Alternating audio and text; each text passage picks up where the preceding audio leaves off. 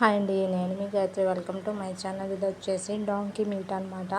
ఇదైతే కాళ్ళ నొప్పులు అవి కూడా తగ్గుతాయి అనమాట. అందుకోసం ఇది ఎక్కువగా తెప్పించుకుంటారనమాట. ఇది వచ్చేసి బాగా చిన్న చిన్న ముక్కలుగా కట్ చేసుకొని నేను శుభ్రంగా వాష్ చేసి పక్కన పెట్టేసుకున్నాను. ఇప్పుడు దీంట్లో కొద్దిగా సాల్ట్ అలాగే కొద్దిగా వాటర్ అనేది కూడా యాడ్ చేసుకోవాలి. నేను అది వీడియో అనేది మిస్ అయిందనమాట.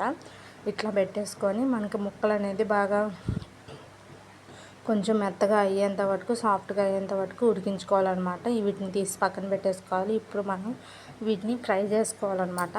ఆయిల్లో వేసేసుకొని ఇక్కడ వచ్చేసి నేను ఒక 6 స్పూన్స్ ఆయిల్ వేసేసుకొని ఇదిగో చూసారా బాగా ఫ్రై అయిన తర్వాత ఇక్కడ వచ్చేసి ఇది మసాలా, నేను చికెన్ దాంట్లో కూడా ఇదే మసాలా యూజ్ చేస్తాను కదా.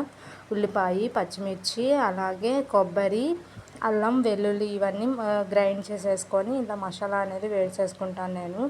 బాగా వేగిన తర్వాత మాత్రమే ఈ మసాలా వేసుకోవాలి.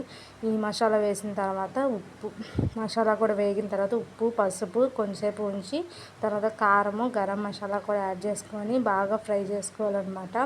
చాలా టేస్టీగా ఉంటుందండి, నిజమండి. ఇదైతే హెల్త్కి కూడా చాలా మంచిదన్నమాట.